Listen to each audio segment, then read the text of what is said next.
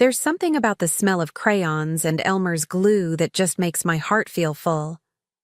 My classroom hums with tiny voices arguing about glitter, trading markers, and giggling over crooked smiley faces they draw on their paper suns. It's chaotic in the sweetest way, and honestly, it's my happy place. Lately, that feeling's been amplified, like someone turned the dial up on my joy. That someone is Jack. He's been in my life for a few months now, and it's like he slipped right into place. Thoughtful, charming, always remembering the tiniest details I tell him, even about my students. He once sent me a meme about kids who think glue sticks are lip balm, just because I mentioned it after a rough Tuesday. I mean, who does that? My life isn't some whirlwind romance novel. It's paper hearts, morning routines, and mismatched socks on little feet. I like it that way. And Jack? He's made it better. He talks about wanting kids one day, and every time he says it, I catch myself watching him just a little longer than I should. Not many men lead with softness, but Jack did. It felt safe. Real. I used to laugh at the idea of meant to be. But here I was, believing in things again, smiling for no reason, looking at my phone too often. That Thursday felt like any other. The kids were deep in arts and crafts, turning cereal boxes into rocket ships and popsicle sticks into fairy houses. I was walking around the room, gently untangling tape disasters, when the school inspector popped her head in. "Hey, just a heads up," she said casually. "Emily's mom called. Her husband's picking her up today." I nodded, barely blinking. Just another parent. Just another Thursday. Or so I thought. Dismissal time always comes in a blur. Zippers zipped, backpacks slung over little shoulders, a flurry of hugs and high fives. I held Emily's hand as we stepped outside. The late afternoon sun was soft, golden, almost cinematic. I scanned the familiar faces of waiting parents lined up behind the school gate, and then my eyes caught on someone. A tall man, smiling, waving. Jack. My Jack. My heart did this strange thing. Stopped, maybe, or flipped. I couldn't tell. He wasn't alone. He had his hand resting lightly on the shoulder of a little boy, and when Emily spotted him, she lit up. "Daddy!" she shouted, running straight to him. "Daddy?" The word rang in my ears like an alarm I couldn't shut off. My feet moved on instinct, guiding Emily through the gate, handing her off like any other day. But nothing about this was ordinary. Jack looked straight at me, cool as ever, and said, "Thanks, babe. Talk later?" That moment, that single, infuriatingly casual moment, rewrote everything I thought I knew about him, about us. I smiled somehow, numb, mechanical. Not because I wanted to, but because the children were still watching. And I'm a teacher. I hold myself together, no matter what storm's coming. But inside, something cracked, not loud or dramatic, just a quiet snap, like a thread pulling loose from a favorite sweater. Something I couldn't stitch back. The drive home felt like walking through a dream I didn't belong to. Every red light was too long, every street too familiar, every breath too shaky. I kept thinking, there has to be an explanation. Maybe I misunderstood. Maybe Jack was helping a friend. But Emily called him Daddy. She didn't hesitate. It was natural, like she'd said it 100 times before. My fingers gripped the steering wheel tighter with each thought, like squeezing it hard enough might keep the truth from slipping through. I got home and sat in the dark for a while, still in my teacher clothes, still wearing the necklace Jack gave me. Just because. My mind played back every conversation. The way he never wanted me to tag him in pictures, how he never let me come to his place, how he always texted instead of calling when he was with friends. It all added up now. I had been living in a beautifully crafted illusion, and he had been the artist, charming, convincing, deliberate. I wasn't angry yet. Not fully. I was still processing, still searching the air for answers that wouldn't come. But somewhere between those long, hollow minutes, a shift began. I wiped my eyes, stood up, and poured myself a glass of wine, not to drown it out, but to mark the moment. The moment I stopped being the woman who was lied to, and started becoming the woman who would decide what came next. And trust me, something was coming. 4 o'clock sharp. That's when the gate opens and the world outside spills in. Parents clutching car keys, waving phones, calling out names. I'd seen it 100 times, the same rhythm. One by one, tiny hands slipped into grown-up ones and disappeared down the sidewalk. But that day, I stood frozen, my hand gently on Emily's shoulder, and there he was again. Jack, on the other side of the gate. But now, it wasn't disbelief I felt. It was a cold, bone-deep clarity. He waved, that same familiar smile stretched across his face like nothing had changed. As if yesterday hadn't happened. As if I hadn't spent the entire night unraveling our entire relationship, thread by devastating thread. He crouched down and opened his arms to Emily, their daughter, and she rushed into them like it was the safest place in the world. My stomach twisted. I wasn't watching my boyfriend anymore. I was watching a man who had built an entire life behind my back. I walked her over like I always did, automatic, almost graceful. My fingers grazed her backpack as I let go. Jack looked up and said, "Thanks, babe. Talk later?" Like we'd just made dinner plans. No panic, no shame. Just that smug little nod, as if I should be proud of how well he was juggling it all. I smiled again. I don't know how. Maybe for Emily's sake. Maybe because rage hadn't reached the surface yet. But deep inside, something sharp began to form. A storm wasn't coming. It had already arrived. The gate clicked shut behind them, but I stayed still for a moment, staring at the empty space where they'd just stood. The other parents came and went in a blur, waves, goodbyes, strollers squeaking along the pavement. I was smiling, nodding, saying all the right things. But inside, I was replaying Jack's face. That casual confidence, that unbothered tone, as if I were just a footnote in his day. It wasn't just betrayal, it was the way he carried it, effortlessly, like he'd done this before. Back in the classroom, I sat at my desk surrounded by glitter-covered crafts and leftover juice boxes. I stared at a crooked paper sun a student had made earlier, its smile lopsided but earnest. That little sun felt more real than anything Jack had said to me in months. I picked up my phone, his name still pinned at the top of my messages. Part of me wanted to call him right then and there, to scream, to demand answers. But another part, the deeper, older part of me, knew better. You don't confront a storm while it's still circling. You wait, you listen, you prepare. I opened his last message. Hope the little monsters were sweet today. I stared at it for a long time. Then I typed something back. Light, flirty, sweet. A lie. Just like him. And as I hit send, I realized I wasn't trying to win him back. I was making space. Quiet space. For something much bigger than rage. That night, I lay in bed with the lights off, phone glowing in my hand. Jack had replied, of course. Said he missed me. Asked if I was free that weekend. The nerve. The absolute audacity. My thumb hovered over the keyboard, but I didn't type. I was too busy watching the pieces fall into place in my mind. His odd schedule, his hesitations, the way he'd never introduced me to a single friend. He hadn't slipped up. He hadn't forgotten. He had calculated everything.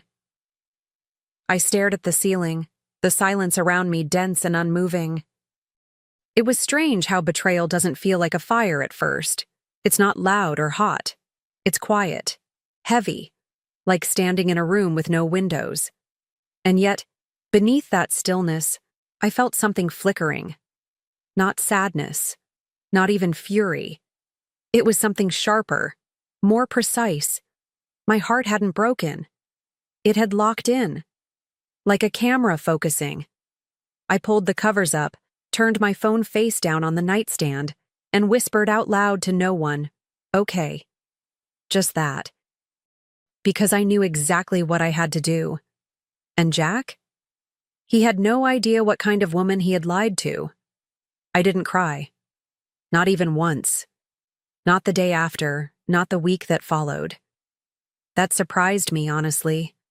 But there's a kind of heartbreak that doesn't bring tears. It brings silence. Sharp. Focused. The kind of silence that lets you hear yourself think more clearly than ever. I started with public records. A quick online search, a few clicks, and there it was. His real name.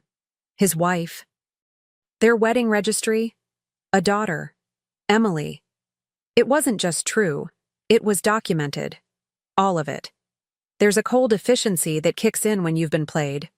I went through his social media, made screenshots of everything.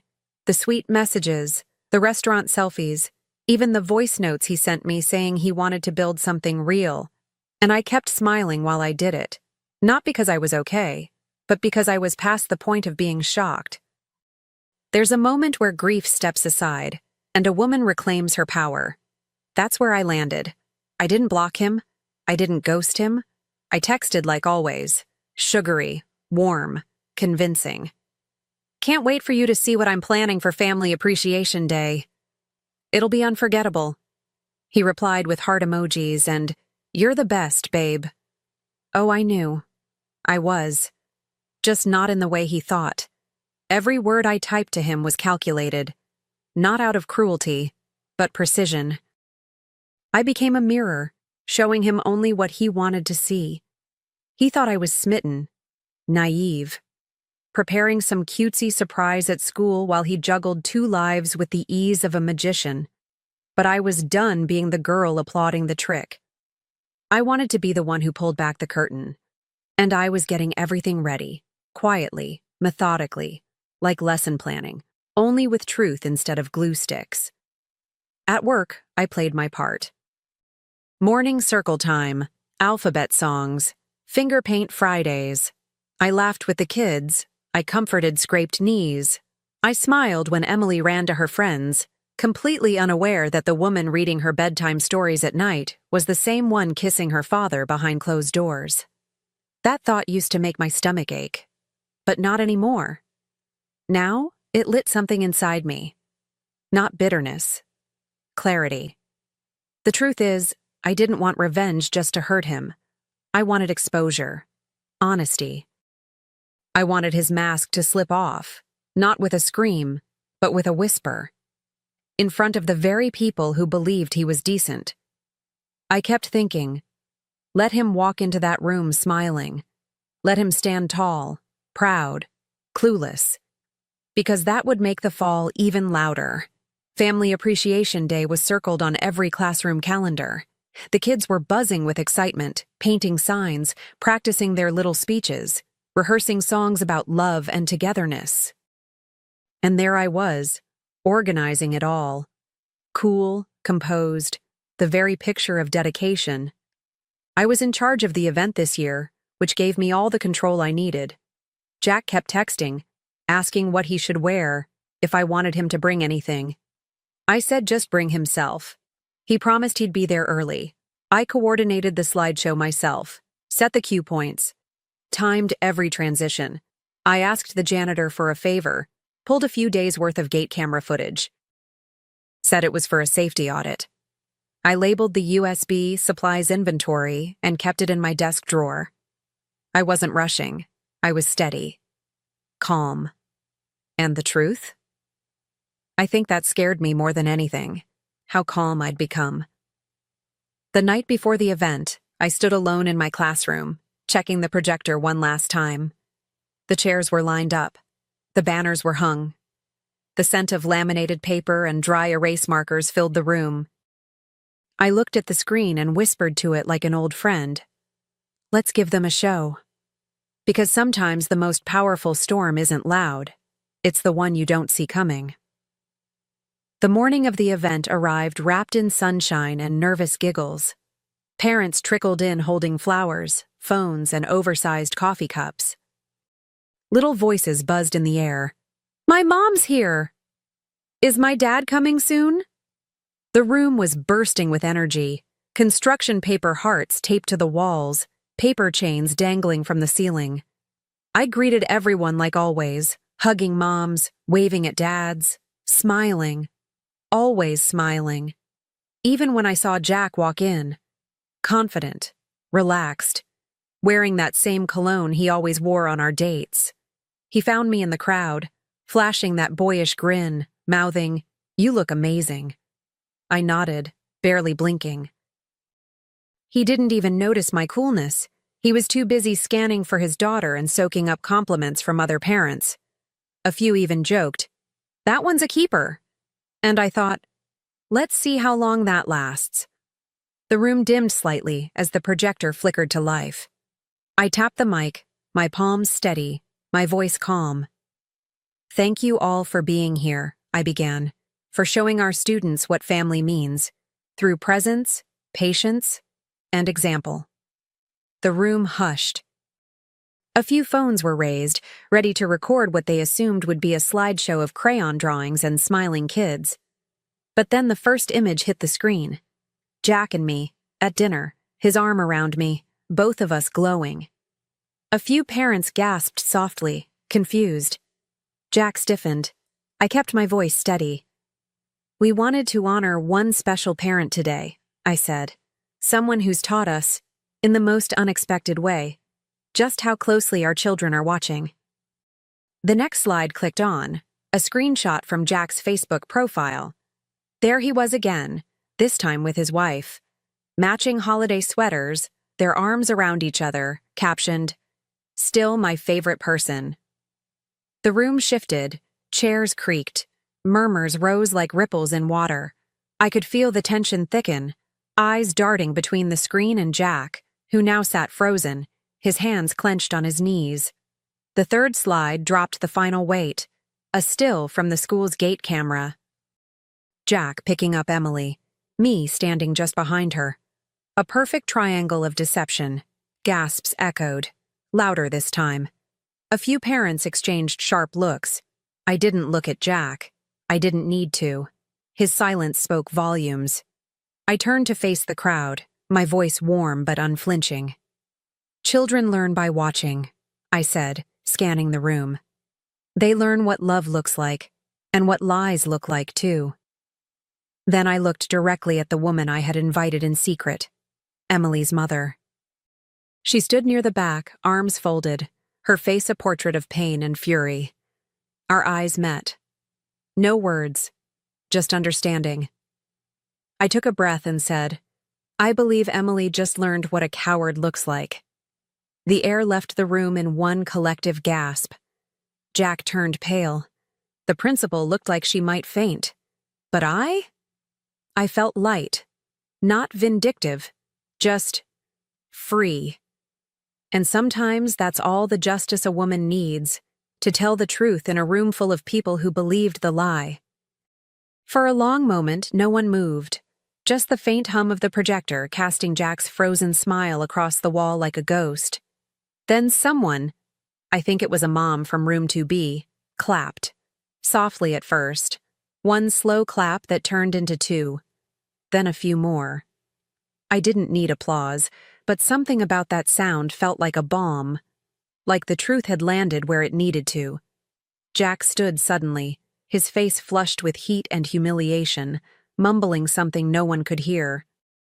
He didn't even glance at his wife as he pushed past the chairs and walked out.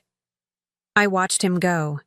Not with anger, not with triumph, but with finality. Like watching the last scene of a movie you already knew the ending to. The lights came back on and the kids cheered, unaware of the shift in the room's energy. Emily sat quietly in the front row, hugging her knees. I walked over, knelt beside her, and tucked a loose strand of hair behind her ear. I didn't say anything.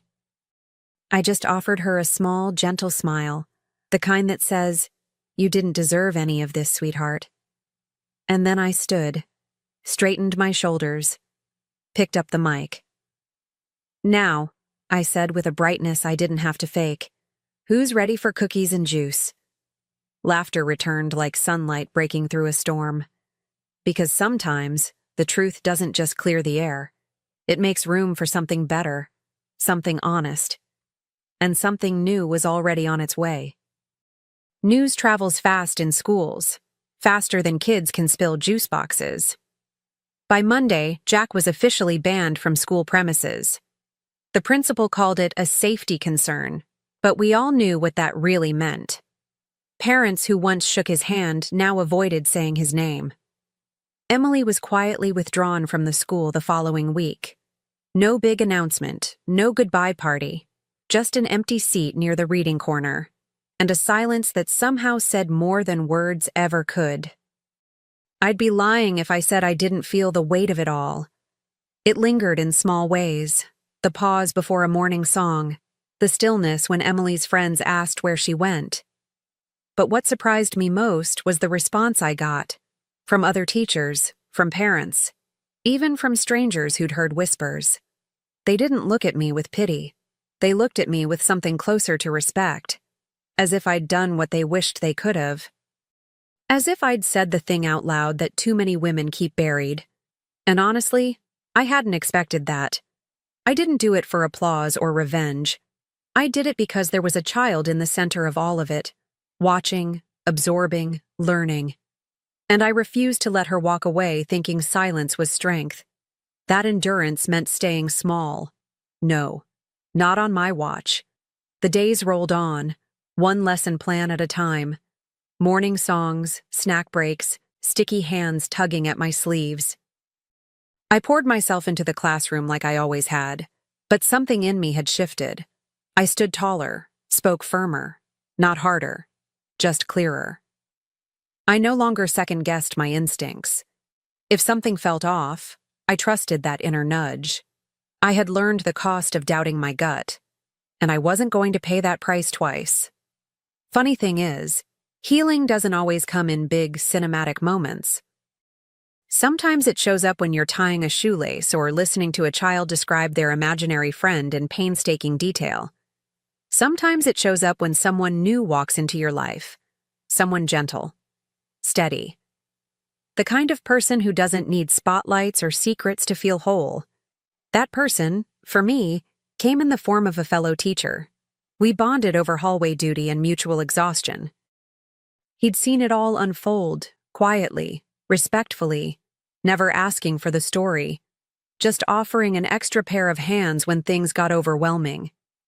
And in time, those hands began to feel familiar, safe. It wasn't instant fireworks or grand declarations.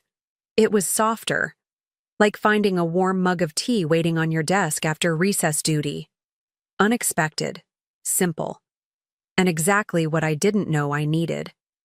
Months passed, seasons shifted, and I found myself smiling more, not because everything was perfect, but because I finally understood the difference between peace and performance.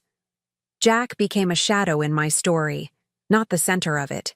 And every time I saw a woman second-guess herself, soften her voice, apologize for her intuition, I wanted to reach out and say, "Don't. You know what you know.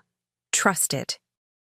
One evening, while grading storybooks at my kitchen table, I found one of Emily's old drawings tucked between the pages, a lopsided house with a stick figure family. I looked at it for a long time, not with pain, with clarity. That little girl would grow up. She'd remember pieces of that year, some good, some confusing, but what she'd seen that day in the classroom, that would stay with her. And maybe, just maybe, it would teach her to ask questions, to demand honesty, to speak up when something doesn't feel right. As for me, I've made peace with the plot twist. I teach children, and now I teach myself too, to believe in truth, to name it, and to protect it. Because life will always hand us liars, but we don't have to keep them. Not in our homes, not in our hearts, not in our stories.